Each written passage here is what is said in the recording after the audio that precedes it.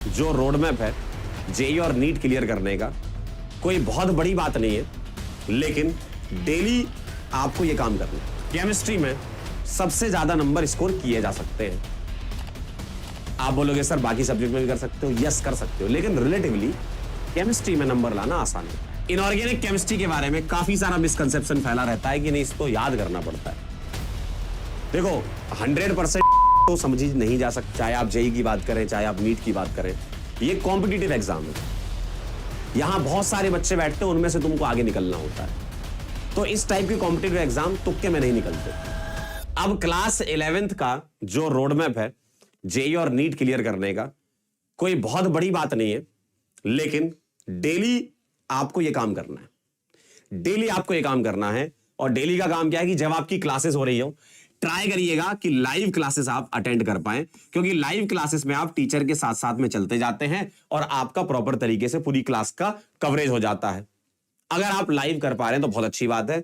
अगर आप लाइव नहीं कर पा रहे हैं तो लाइव का अल्टरनेट जो है वो यही है कि ये सारे लेक्चर्स जो हैं आपको रिकॉर्डेड फॉर्मेट में आपके बैच के अंदर मिल जाते हैं।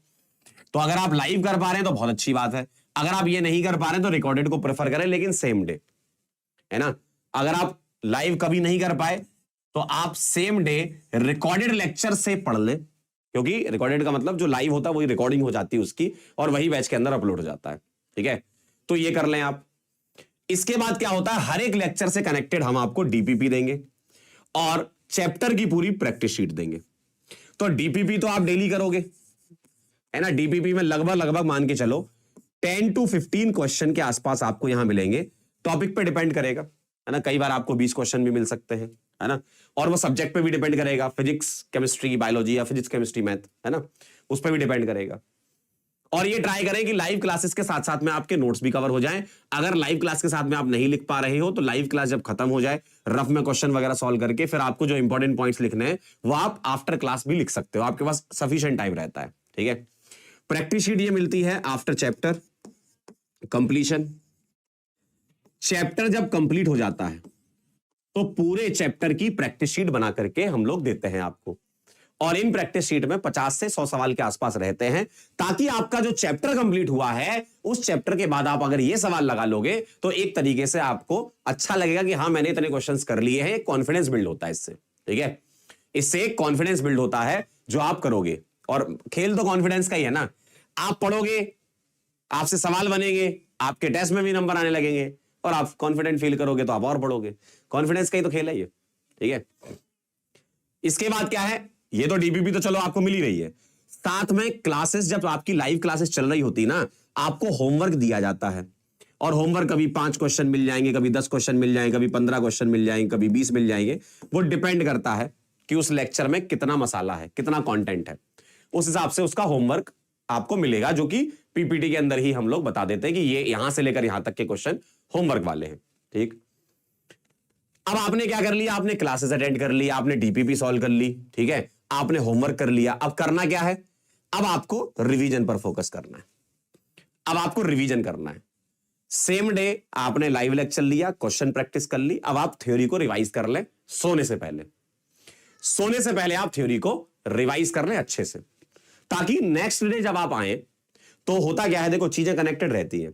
मान लो आज आप रिवीजन करके नहीं आए तो कल की क्लास में जो आने वाली क्लास है, पिछली क्लास का मान लो कुछ भी कॉन्सेप्ट आ गया जो यूज हो रहा है, तो आपकी वो जो करंट क्लास है वो खराब हो जाती है, फिर आपको समझ में आना बंद कर देता है और फिर आप परेशान हो जाते हो।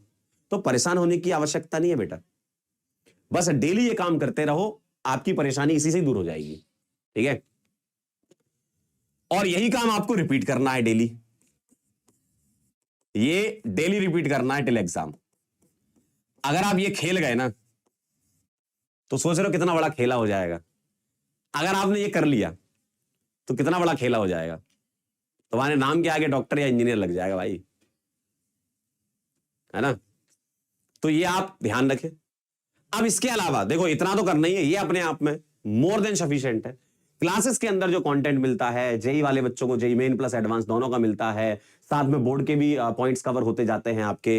अगर नीट वाले बच्चे हैं तो उनको नीट और नीट से भी ऊपर लेवल का कंटेंट मिलता है, साथ में बोर्ड भी आपका इसमें कवर हो जाता है, तो उसकी भी आपको चिंता नहीं करनी है। ये अपने आप में मोर देन सफिशिएंट है। ये अपने आप में मोर देन सफिशिएंट है। आप कहते हो ना कि सर कितना कर ले, कितना सफिशिएंट है, अगर तुमने ये कर लिया तो ये अपने आप में मोर देन सफिशिएंट है।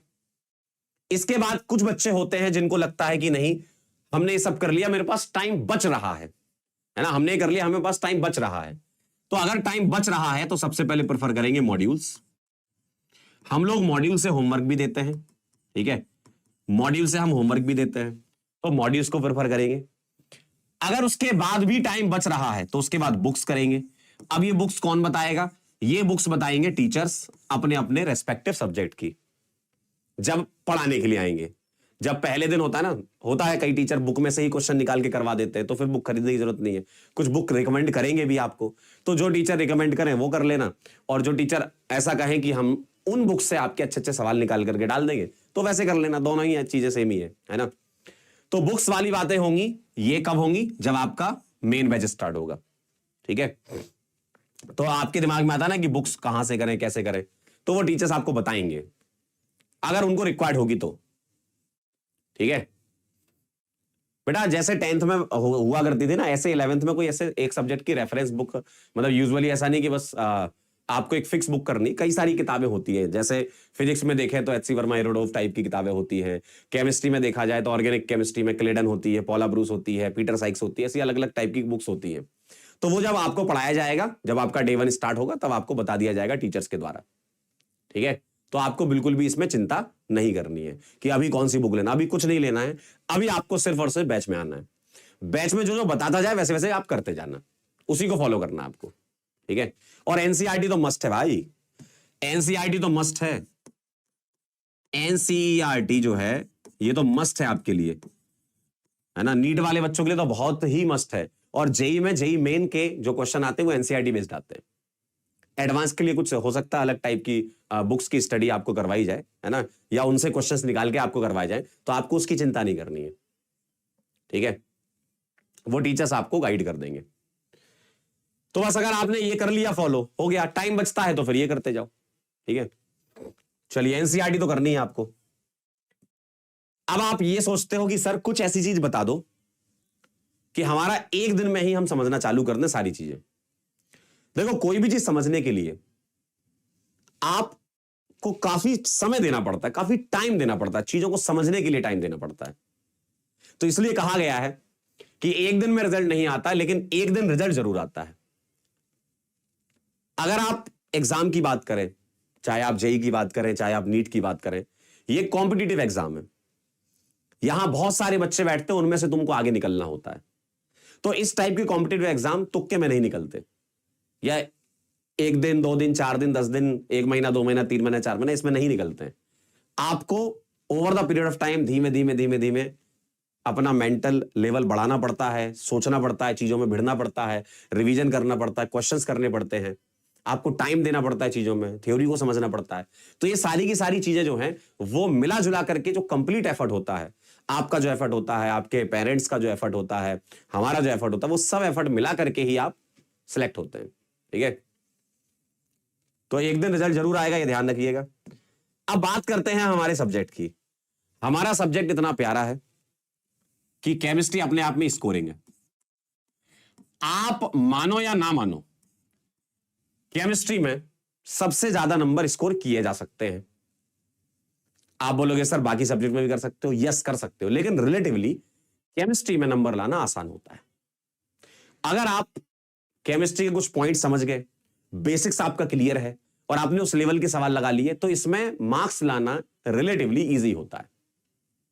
सर केमिस्ट्री के अलावा ऐसा कहां कहां होता है? और अगर मैं केमिस्ट्री की बात करूं, जैसे नीट के जो बच्चे जुड़े, बायोलॉजी में भी आप ला सकते हो पूरे मार्क्स, ला तो फिजिक्स में भी सकते हो पूरे मार्क्स, लेकिन रिलेटिवली बात कर रहा हूं मैं। तो अगर मैं बात करूं केमिस्ट्री की, तो ये स्कोरिंग होता है, केमिस्ट्री स्कोरिंग होता है। और एग्जाम में यूजुअली ऐसा सुनने में आया कि बच्चे स्कोरिंग को पहले प्रेफर करते हैं, केमिस्ट्री के सवाल पहले जल्दी जल्दी कंप्लीट करके टाइम बचाते हैं, ताकि उसका टाइम हम और सब्जेक्ट में दे पाए, ठीक है। अब केमिस्ट्री की बात करें तो इसमें 3 टाइप की ब्रांचेस होती हैं। जैसे अभी आपके पास क्या था, 10 तक कंप्लीट केमिस्ट्री हुआ करता था, या मतलब साइंस हुआ करता था, जिसमें केमिस्ट्री भी बाइफरगेटेड नहीं थी, अलग अलग चैप्टर हुआ करते थे। अब आपकी जो केमिस्ट्री वही बाइफरगेट हो चुकी है। एक होती है बेटा फिजिकल केमिस्ट्री, इसको पीसी के नाम से जानते हैं, एक होती है बेटा फिजिकल केमिस्ट्री, इसको पीसी के नाम से जानते हैं, और इसमें पूरा का पूरा न्यूमेरिकल अप्रोच होती है। यहां आपको क्या मिलते हैं? न्यूमेरिकल्स। जैसे कुछ चैप्टर्स के नाम अगर मैं बताऊं, मोल कॉन्सेप्ट हो गया, एटॉमिक स्ट्रक्चर हो गया, ठीक, इक्विलिब्रियम हो गया, थर्मोडायनेमिक्स हो गया, थर्मोकेमिस्ट्री हो गया, रेडॉक्स हो गया, ये सब ये कुछ ऐसे हैं जो आपके न्यूमेरिकल पोर्शन को कवर करते हैं। ठीक है, ये न्यूमेरिकल पोर्शन को कवर करते हैं। और अगर मैं ओसी की बात करूं तो यहां लगती है आपकी लॉजिकल अप्रोच। देखो केमिस्ट्री ही अपने आप में इतना बढ़िया चीज है कि उसके अंदर जो 3 ब्रांच है उसकी अलग अलग टाइप की अप्रोच होती है। आप सेम अप्रोच से तीनों केमिस्ट्री को मास्टर नहीं कर सकते। यहां आपको न्यूमेरिकल प्रेफर करने पड़ेंगे, न्यूमेरिकल सॉल्व करने पड़ेंगे, आंसर तक पहुंचना पड़ेगा, फॉर्मुले लगाने पड़ेंगे, कॉन्सेप्ट समझना पड़ेगा, तब जाके यहां आंसर आएगा। यहां आपको लॉजिकल अप्रोच बिल्ड करनी पड़ेगी, यहां लॉजिकल अप्रोच बिल्ड करनी पड़ेगी। और ऑर्गेनिक केमिस्ट्री जो है वो आपके आम जीवन से कनेक्टेड है। जो जीवन आप जीते हो वही है ये, आपकी पर्सनल केमिस्ट्री है ये। ठीक है, ये क्या आपकी ये पर्सनल केमिस्ट्री है जो कि मैं आप लोगों को पढ़ाऊंगा, और जब आप पढ़ोगे आपको खुद ही फील आ जाएगा कि हां सर सही कह रहे थे, आपकी ये पर्सनल केमिस्ट्री है। ठीक है, तो यहां पर आपको लॉजिकल अप्रोच का इस्तेमाल करना पड़ता है। इनऑर्गेनिक केमिस्ट्री के बारे में काफी सारा मिसकंसेप्शन फैला रहता है कि नहीं, इसको याद करना पड़ता है। देखो 100% चीजें तो समझी नहीं जा सकती, कुछ चीजें ध्यान रखनी पड़ती, लेकिन ऐसा नहीं है कि वो बहुत ज्यादा है। अगर आपकी 10 पेज की थ्योरी है तो एक आध 2 पॉइंट होते हैं बस ये। ठीक है, मतलब आईओसी को भी समझा जा सकता है और समझते भी है, और टीचर्स भी समझाते ही है। इनऑर्गेनिक केमिस्ट्री क्या है? ये एक्चुअल में ऑर्गेनिक केमिस्ट्री का बेसिक है। इनऑर्गेनिक और ऑर्गेनिक जो है उसमें न्यूमेरिकल्स बहुत कम होते हैं, लेकिन रिएक्शंस के बारे में ज्यादा बात है ऑर्गेनिक केमिस्ट्री में करते हैं। ऑर्गेनिक रिएक्शंस के बारे में कार्बोनेट्स कंपाउंड पढ़ के आ चुके हो तो उसकी स्टडी यहां होती है।